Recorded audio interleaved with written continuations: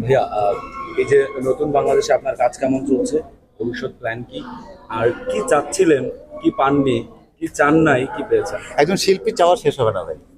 শিল্পীদের আসলে আমরা তো সবাই আজকে এক হয়েছে আমাদের চাওয়াগুলোকে এক করতে। একজন শিল্পী যদি মনে করে সে বেস্ট অ্যাক্টিং করে ফেলছে, তার চাওয়া শেষ, তাহলে তার জীবনই শেষ, আর অভিনয় করা লাগবে না। আলহামদুলিল্লাহ আপনাদের দোয়ায় আমি আমার কাজ চলে যাচ্ছে। আমি আবার এই নেক্সট মান্থে, এই মাসের 20 তারিখে আবার লন্ডন চলে যাচ্ছি। আমার বাড়ি নোয়াখালী।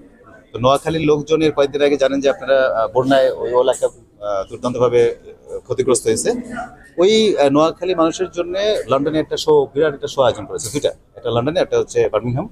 তো ওখানে বাংলাদেশের সোলস আছেন, আমরা অনেকেই আছি, আমিও আছি ওর মধ্যে একজন ক্ষুদ্রতম আর্টিস্ট। আমি ওখানে যাচ্ছি, ওখান থেকে এসে আবার নাটকের কাজ করবো। আমি তো নাটকের মানুষ, অভিনয়ের মানুষ, অভিনয় করি। কি কি নাটক আসছে সামনে ভাইয়া? আমার এই মুহূর্তে নাম বলা মুশকিল, তবে ইউনাইটেড অফ কিশোরগঞ্জ, 30 দিনে ইংলিশ শিখুন। তারপরে হচ্ছে আপনার ইউনাইটেড অফ আমার ইউনাইটেড অফ সিরিজ আছে একটা, united of Barishal, united of Sylhet, আগামীতে শুটিং হবে, তখন দেখতে হবে। ভাইয়া, আপনার নাটকের কোনো একটা ডায়লগ আপনার আঞ্চলিক ভাষায় কি? মুশকিল এ তো তুমি কোনটা কো, আমি এটাই কই। Thank you, thank you, thank you. কি হয়েছে? না, আমার সাথে আসলে ওই অর্থে কিছুই হয়নি। আমি তো ঠিকই কথা বলতাম, আসলে সত্যি কথা বলতে কি, আমি কাজটা বেশি করতাম। মানে আমার ওইরকম কথা বলার জন্য যতটুকু জায়গা দরকার ছিল, ছোটটুকু আমি পাইছি। আমি সবার সাথে কথা বলতে পারছি, যেখানে যা দরকার ছিল সেটা করার চেষ্টা করছি, পাইছি। আমার কোনো প্রবলেম হয়নি আসলে। হ্যাঁ, মুশকিলটা হচ্ছে কি, বর্তমানে আমাদের দেশে মানে কেমন বুদ্ধিদীপ্ত কথাবার্তা হয়ে যাবে। মানে আমি অত বুদ্ধিজীবী না, তো কঠিন প্রশ্ন আমার জন্য, বুঝছেন? এটা আমার সিনিয়ররা ভালো বলতে পারতেন, কিন্তু আমার কাছে মনে হয়েছে রাজনীতি বাইরে আসলে কি আছে বাংলাদেশে। আমরা একটা লোক বাইর করেন তো আপনি, যে আপনি রাজনীতি করেন না, আপনি রাজনীতি করেন না, কারো না কারো কোথাও একটা রাজনৈতিক আদর্শ আছে। সেটা কি অপরাধের মধ্যে পড়ে?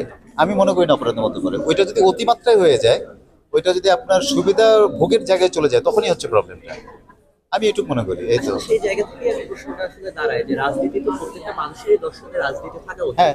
সেই জায়গা থেকে একজন শিল্পী কিভাবে হচ্ছে রাজনৈতিক ভাবে একটি দলের লেজুর ভিত্তি করে সেই জায়গা আমি সেটাই আপনাকে একটু আগে বললাম, যদি আমার রাজনীতি করাটা যদি ওই লেভেলে চলে যায়, আমার একজন শিল্পী হিসেবে আমার একটা চিন্তা ভাবনা, আমার যে আমি শিল্পী তো সবার জন্য, ওই জায়গা থেকে যদি আমি সুবিধা বঞ্চিতদের মধ্যে পড়ে যাই, পলিটিক্স করে, রাজনীতি করে আমি সুবিধা নিব পার্সোনালি, সেটাকে অবশ্যই আমি আমি ব্যক্তিগতভাবে সমর্থন করি না। বর্তমান পরিস্থিতিতে আলো আসবে এরকম একটি গ্রুপ নিয়ে ব্যাপক চর্চা চলছে।